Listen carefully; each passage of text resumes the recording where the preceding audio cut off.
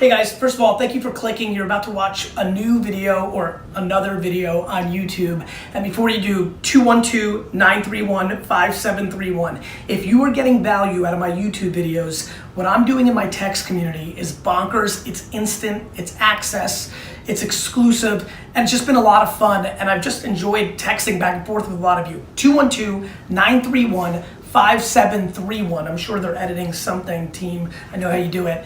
Please join my texting community, and now enjoy this YouTube video. Hey guys, just because AJ's here, so you don't really have to do anything, AJ, but please say hello. Yeah. AJ, who runs VaynerSports. Obviously, you guys know who AJ is. Well, a lot of you don't.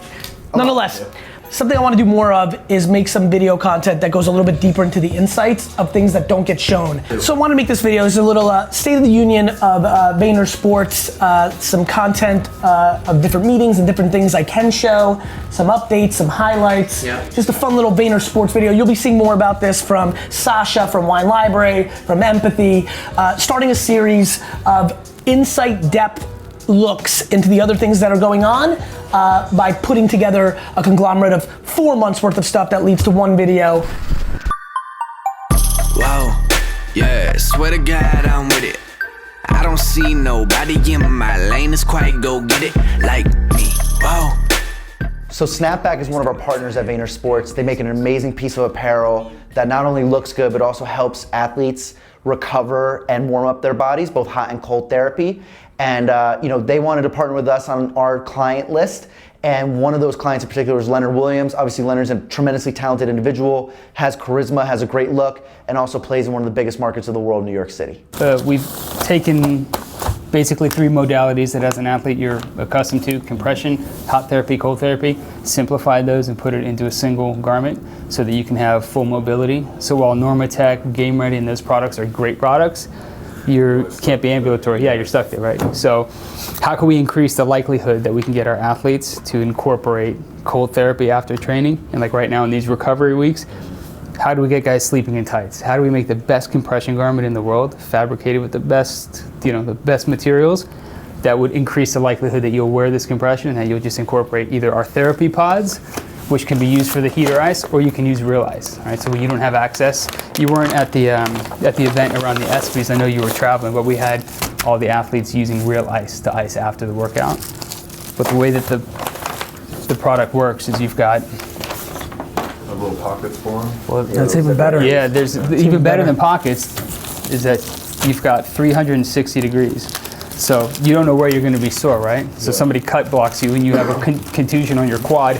How are you going to wear ice on your quad, right? Saran wrap, ace bandages makes no sense. You're not going to do it. It's like it eliminates your mobility a little bit. Yeah, you have no mobility, and then the trainer would love you at home sitting there for 25 minutes icing, but I'm going to guess you probably have better things to do than sit for 25 minutes at a time. So you can take these pods. They can go anywhere within the garment. When you have it's a compression garment, right? So when you have it on, these microgrips come through the mesh. You can run, jump, do whatever you want, and the ice is not going to move. If you don't have access to a freezer, grab a Ziploc bag, real ice in there, chuck it into the product, and you can remain ambulatory. Throw some basketball shorts on over it. You put them in the microwave, or like in the training room, we have a lot of guys, a lot of training staffs that are using these pods, putting them in the hydroculator. So where they typically have, the water, the heat pad. So these will be at 160 degrees coming out of a hydroculator. Throw them on the muscle areas that you want to warm up before your training. Take them out, train in the garment. When you're done, throw in ice. So this is how's adoption been? How's this season been? You got a lot of people using it? Yeah, so it's actually been really, we're proud to say we have a 100% adoption rate. So once we meet with an athlete, introduce the product to them, they incorporate it. Some guys just for travel, right? Because this is a properly graduated compression garment. So guys that are on the road, especially baseball, sitting on a plane, you got 70% of your blood is beneath your heart. But you're working against gravity. You've got to get all of that blood that's pooling back to your heart to get oxygen delivered and redistributed to your muscles. That's how you recover. But typically people don't have compression products that actually work because a lot of stuff in the marketplace is not designed to actually perform for you.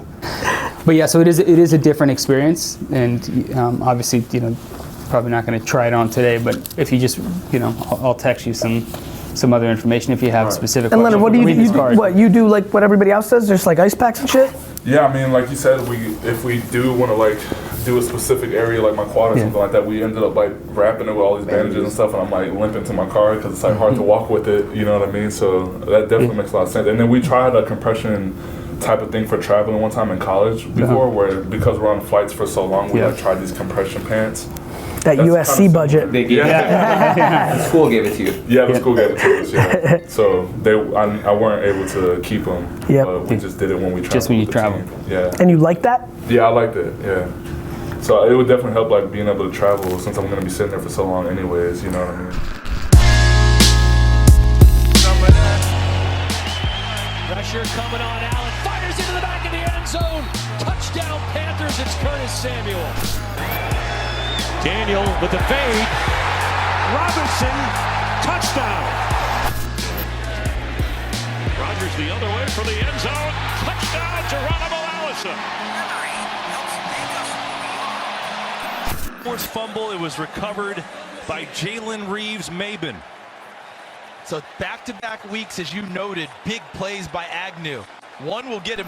So Keith Smith is one of our clients. He plays fullback for the Atlanta Falcons, and he's somebody who I just love riffing with. He always has ideas. And one idea in particular we were really excited to bring to life and help Keith see his vision through. And you know what I'm particularly happy about with what Keith has done here, it's just done so well because of how much he cares, how authentic it is to him, and how he's also gotten other fullbacks involved. Yeah, I know that I'm winning, I'm winning, I'm winning, I'm winning. Yeah, yeah, I know that I'm winning, I'm winning, I'm winning, I'm winning. Yeah, I'm rare, I'm rare, I'm rare, I'm rare. Going into my third year in the league, I was taking it very serious. So I changed the way I was training and where I was putting my energy. I was focusing everything, it was on football, perfecting my craft. So I went back to the basics as far as training. I was focused on balance, stability, core training, everything like that instead of lifting heavy. As far as like mental and like knowledge for the game, I started meeting with my coach more, going over plays, spending extra time, just showing how committed I really was. And I was ready for that opportunity I had in front of me. So going into the first day of camp, I was excited, one-on-ones. Didn't have any team periods or anything, ended up getting hurt. And it was just very, very disappointing, and I just didn't understand why at the time. Come to find out, it was a blessing in disguise. It gave me more time to really focus on what I wanted to do outside of football, as far as starting an athletic apparel line and opening a gym with my boy Robbie. So the name of the brand is Rectified. This is our logo.